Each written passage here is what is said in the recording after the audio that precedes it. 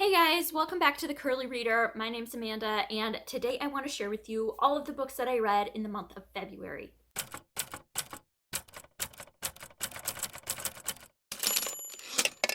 Alright, so February was a much more successful reading month than January was.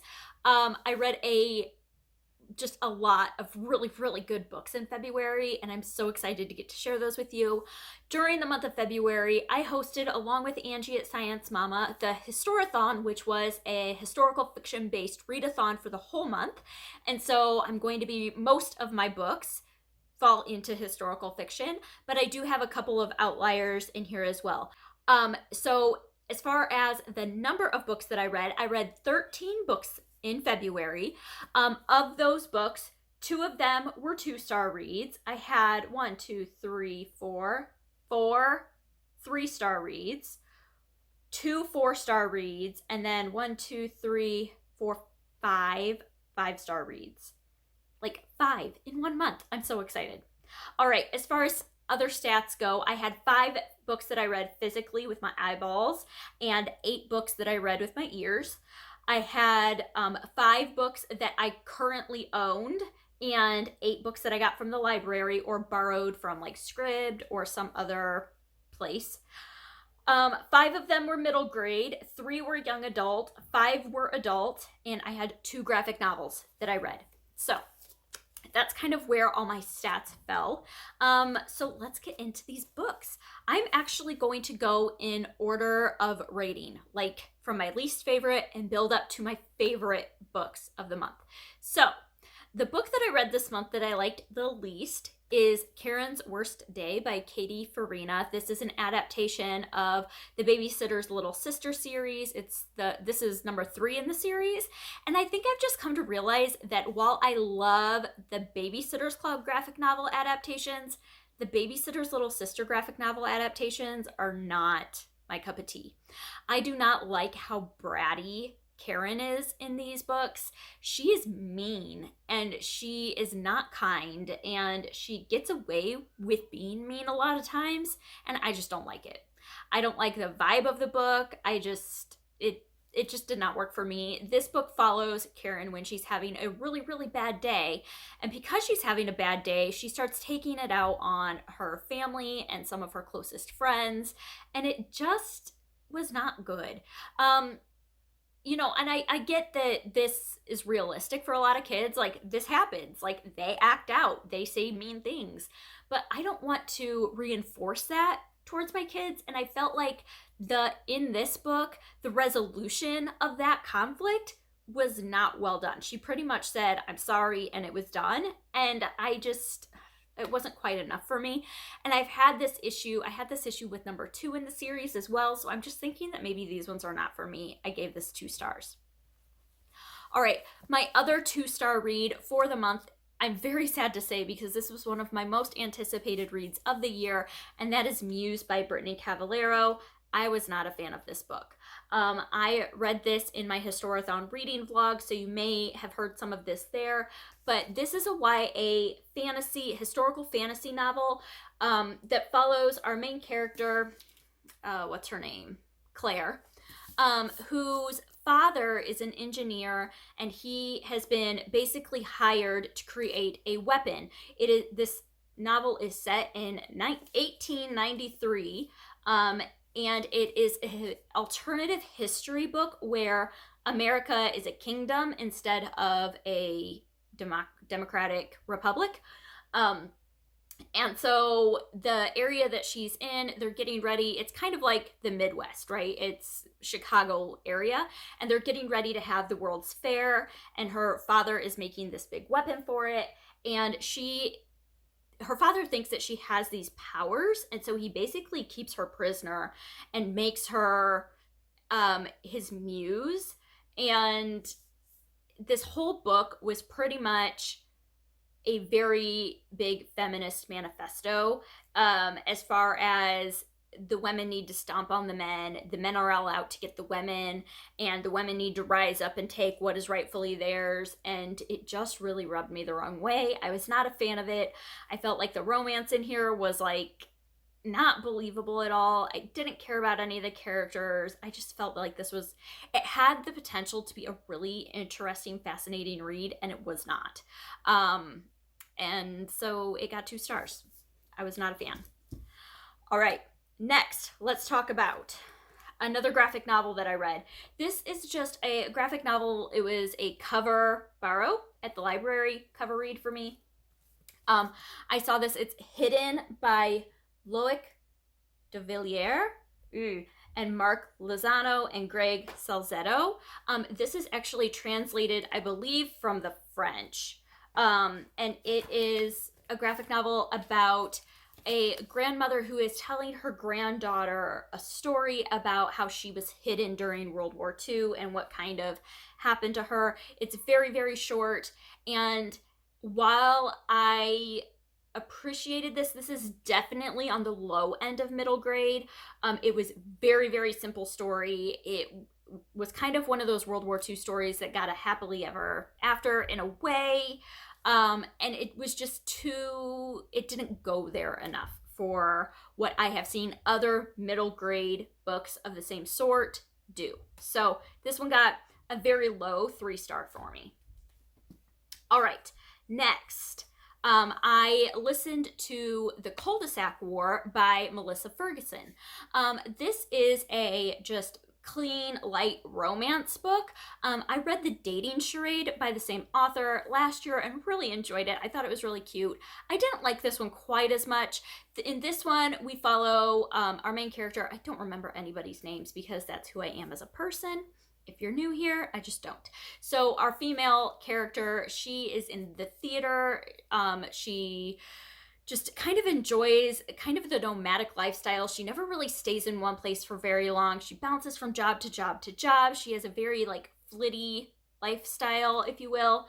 And so she is living in her deceased grandmother's home with a roommate who was her grandmother's caretaker before her grandmother passed, and working at this theater, and then comes into contact with a new neighbor of hers, and they don't get along very well. They start rubbing each other the wrong way. They start doing things purposely to irritate each other, and a kind of prank war ensues, and it's a hate to love romance, so you can imagine what happens. But it was okay. It just wasn't deep enough for what I was hoping it was going to be. But I did like The Dating Charade a lot better by Melissa Ferguson. And Culdesac War, though, I ended up giving another low 3 stars. Okay. Next, I read aloud to my kids this month, Nevermore by Jessica Townsend. You may be confused. You may be like, Amanda, you're in your 3 stars. Why are you talking about Nevermore? Nevermore is the best book ever. I don't think it is. I read this with my kids. This was a reread for me. I had already read it.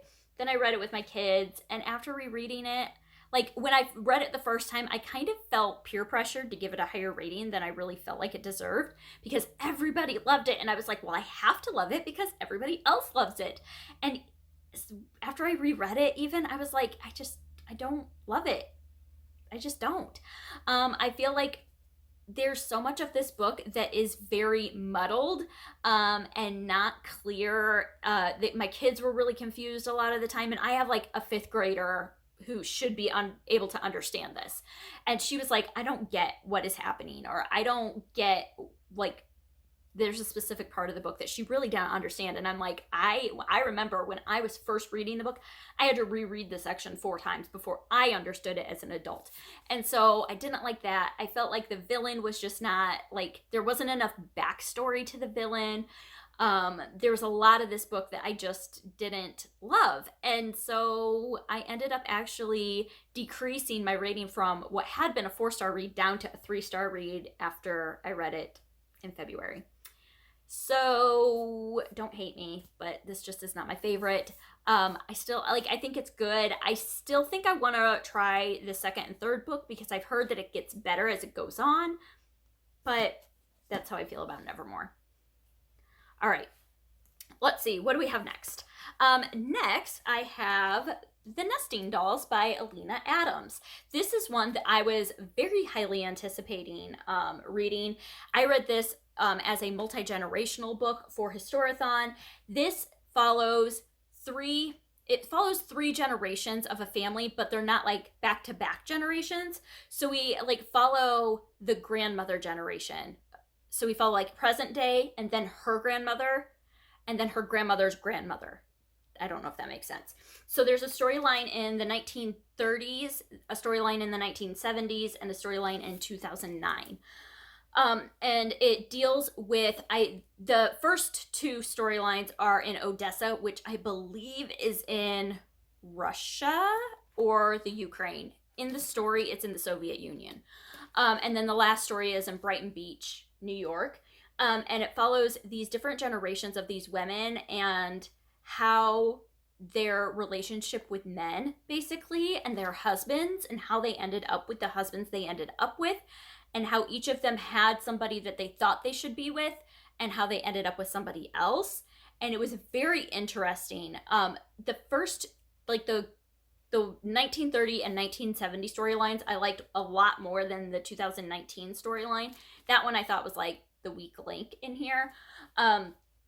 But I would have read the 1930 storyline. I wish we would have gotten a whole lot more of that because I loved that storyline. There was a part in that where I was just like, what just happened? You know, the 1970s storyline, we're still in the USSR, but the woman there is like joining up with the Refuseniks, which was like a rebel group, and kind of getting involved with that. And so that was kind of interesting because I had never read really anything about that before. So this one got a high 3 stars for me because there was a couple of weak links and the writing was just okay. But I still really enjoyed it. All right. The next book that we're going to talk about is Winter Garden by Kristen Hanna. This is one that I've had for a while and I've really been wanting to read for a while, and so I read it for Historathon. This is the book that I read for a book set in winter. I don't know as though a whole lot of this was actually set in winter, but it talks about a winter garden, so we count it. This book follows 2 sisters who don't have a whole lot in common. They don't have a really close relationship, and they really don't have a close relationship at all with their mother. Their mother has always been just very cold and distant towards them, even growing up. And their father dies and basically on his deathbed tells them, I want you to listen to your mom's fairy tale. Make her tell you her fairy tale and listen to it and really listen to her. And so this story talks a lot about how the girls kind of get their mother to start talking to them and this fairy tale and where it came from and why she tells it and kind of the history. At the base of this story, we're talking about the attack on Leningrad in World War II in Russia. And that part of the story I really liked. The part with the sisters and trying to get their mom to talk to them and how cold she was to them and just kind of was acting weird and stuff. That part of the story I was not a huge fan of. There was some really slow moving parts to this that kind of lost me at times. But the part where we finally get to talk about what happened in their mother's history and why she acts the way she does, I really enjoyed that. I really appreciated learning about that because that's something that a lot of Americans don't learn about is the attack on Leningrad in World War II. And so I really like that. There was parts of this that I didn't find super believable. So this was a low 4 stars for me. And that might actually end up as a high 3 star, but for now, we're just going to leave it where it's at. All right, the next book I have here is the group book for Historathon, and that is The Yellowbird Sings. This is a book that took me by surprise. I was not expecting this book to be what it was. This book is written in third-person present tense, which for a historical fiction book is just a different choice. And it kind of took me a while to get acclimated to that. But in the story we follow, it's dual perspective. We're following 2 women, a mother and a daughter. Shira is the daughter and Raja is the mother. and they are hiding in a barn. They are Jewish during World War II in Poland. And the daughter is a musical prodigy. And so, in order to give her an outlet while they're hiding, because she can't make any noise, she can't make any music, her mother creates this story of this magical garden in which lives a yellow bird who will sing any song that this girl composes in her head. And so we're getting this story of the mother and the daughter and kind of their lives during World War II. It comes to a point where the mother has to make a decision because it's not safe to stay in the barn anymore. She has to make a decision about what's going to happen with her daughter and her and where they're going to go. This book, not everybody loved it. I really appreciated it for what it was. It was very dark. It was very gruesome. It was very real. This is probably the most realistic World War II historical fiction that I have ever read. I think it made me feel things that were hard to feel, but that were important to feel.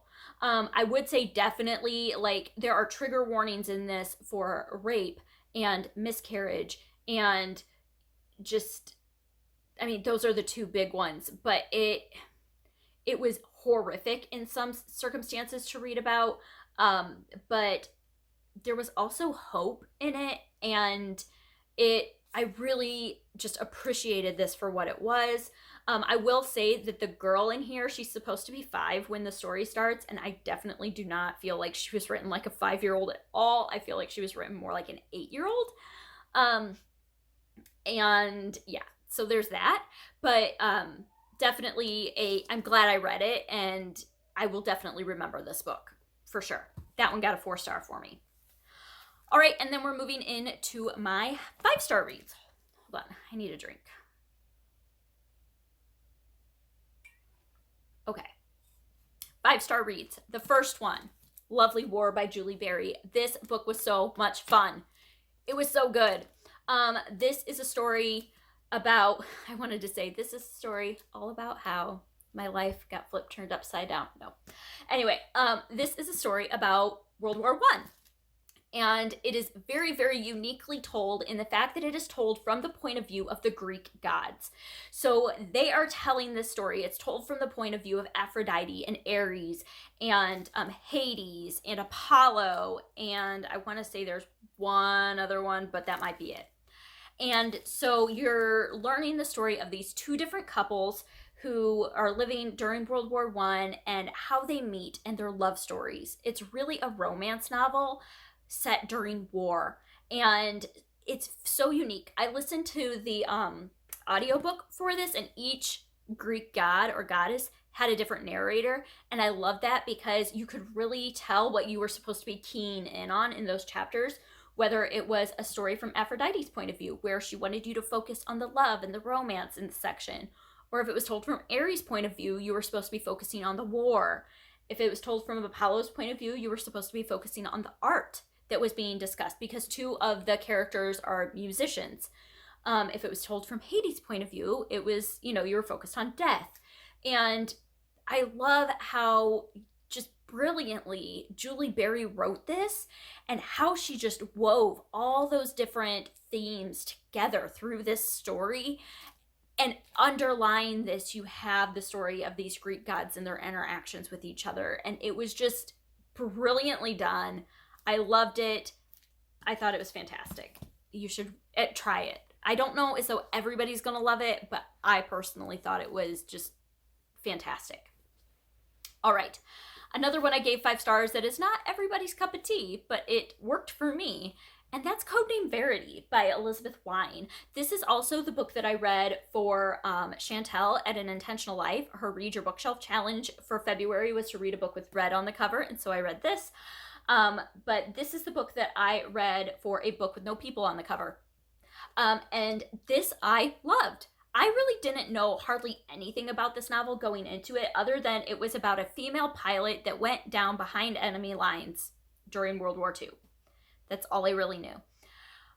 So when I opened this book and I started reading it, I was like, what is even going on? Because when we open it, it's basically told in letter form from this girl who is a prisoner at a Gestapo in Poland. No, in France. In France. So she's in one of the Nazi prisons. She's been captured, and she is writing her confession out for the Nazi commanders, and they are torturing her, and it's horrific.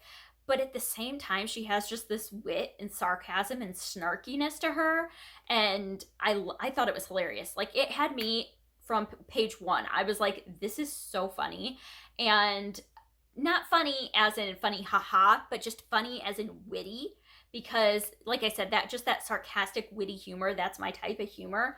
And I loved it. And so as we got further in the book and I realized what was happening, I was like, whoa, this is not a realistic book. There is no way that this story could have ever actually happened during World War II. Mainly because there were no female pilots that went into Nazi-occupied France. They weren't allowed to, from the Allied nations. They just didn't until after it was reclaimed for the Allies. You know, after Normandy and stuff, then they did. But in the time period that this happened, there were no female pilots. So that were operational, that like went on missions. So there's that. Also, the city in here was totally made up. In the author's note, she says most of this book totally made up.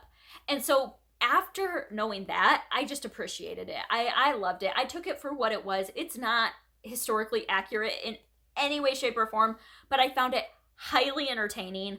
I thought it was just a joy to read. I mean, parts of it were very difficult to read because we are talking about a Nazi prison where they were tortured and she was witnessing other people being tortured, and it was horrific. But overall, I loved it. And I gave it 5 stars. And like I said, I know not everybody has loved this book, but for me, I just did. And so I'm very much considering getting some of Elizabeth Wine's other books, because I think there's 4 books that are all like companions to this, including this one. So like 3 other books, and seeing what they're like too. So that one got 5 stars. All right. Another book that I just kind of spur of the moment decided I really, really want to read this, so I'm just going to read it, and I'm so glad I did, was Children's Blizzard by Melanie Benjamin. I got this via ebook from my library and read it while I was in Florida in the sun. I don't know why I decided to read a Blizzard book while I was in sunny Florida for vacation, but that's what I did. And so I read this and I loved it. It is about the children's blizzard of 1888, which swept through Nebraska and the Dakota territories and just kind of caught everybody by surprise. It was like a really warm January day, and then right when school was letting out, this freak blizzard just like showed up, and all these really young school teachers had to figure out what they were going to do with their students, if they were going to try to keep them at the school and risk running out of fuel and heat, or if they were going to try to send their students home, and if they could get home. It was absolutely horrific to read about, but I found this so entertaining. We follow mainly in this book 2 different sisters who teach at 2 different schools, one in Nebraska, one in the Dakota territories, and just the difference in how they handled this situation and how that affected their lives moving forward. When we start the book, it's like the day of the blizzard. Like, you jump right into it, and then you kind of pick up with what happened afterwards as well, and how this blizzard affected these communities and these people. And it was so good. I loved it so much. And if you've read this, I would love to chat with you about it, because I have all the feels about this book. All right. The last 2 days of the month, I read 2 different books. They are companion novels to each other. They're both by the same author, obviously. And I love them both equally. Like, I could not pick a favorite if you made me, but they are both my favorite books of the entire month, and they're both middle grade books. Who's surprised? And those are Finding Langston and Leaving Lyman by Lisa Klein Ransom. You guys, I read this one on February 27th, and I read this one on February 28th. And I do not regret that decision in any way, shape, or form. These books are amazing. The first book was Finding Langston. in this book, we follow Langston, who is a little black boy who moves to Chicago with his father in 1946. During the Great Migration, which was when a lot of Black Americans moved from the South up to the Midwest, where a lot of factories were hiring workers. And so they just kind of tried to get out of the South. And so him and his father, after his mother passes away, decide to move to Chicago. And he encounters a library for the first time because he's able to go into the libraries in Chicago. And in doing that, finds his namesake, Langston Hughes, and falls in love with poetry. And there is a paragraph in this book. I never ever do this, but I want to read just this one little paragraph that just spoke to my soul. And it says, "First thing I do when I get to the library is walk row by row, seeing what books make me stop. Some of the titles I can't help but pull off the shelves. I try to take out as many as I can each time. It means my satchel is heavier than a bag of rocks, but I keep them there out of sight. It's better to read in the library. Sitting at my favorite table by the window, reading and listening to the sound of other folks turning pages makes me feel like I'm in a house full of company I don't have to talk to." Oh my goodness. I love this book so much. Just the way that Langston falls in love with books and reading and poetry and what that means to him and how that helps him grieve his mother. And it's beautiful. Read it. And then I immediately picked up Leaving Lyman. Lyman is actually a bully in Finding Langston. And so in this book, we hear Lyman's backstory about his mother who had abandoned him, his father who had to spend some time in Parchman Prison is it Mississippi? Yeah, in Mississippi. And then he is in the care of his grandparents.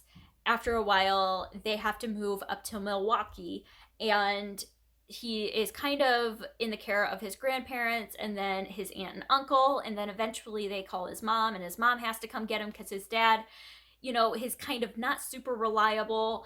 And he goes to live with his mom for a time, and he doesn't really know who to trust. There's no stability. There's no trust for adults. And he just starts suffering. And you can tell he starts taking it out on other kids, and he makes some bad decisions. And through the course of this, there are people that reach out to help him. And this book had me in tears at the end, because he, gets to a point where he confronts his father about how he feels about him. And it just had me sobbing, because this, for me, I see so many kids in Lyman, even current day, that they don't know who to trust. They don't know who to turn to. And then when somebody offers to help them, they don't know if they can believe them. And it's so sad and it's so heartbreaking, but he keeps trying. And I absolutely love this book. I loved it so, so much. There is a relationship between him and music in here that is just absolutely beautiful, that just touched me to my music loving soul. And these two books, there's a third book that's coming out at the end of this year, called Becoming Clem, I believe. And I can't wait to get my hands on it. So that's it. Those are the 13 books that I read in February. If you have read any of these, I would love to hear your comments about them down below. If you participated in Historathon, let me know what your favorite read of Historathon was. I didn't tell you exactly what I read for each prompt, but I was able to complete all the prompts, which was super exciting. And yeah, if you haven't heard, we are planning on moving Historathon to November moving forward. And so keep your eyes and ears and all the things on attention for that. And yeah, I think that's going to do it for today. So I hope that you enjoyed this, and I hope that you stick around and subscribe. And until next time, see ya.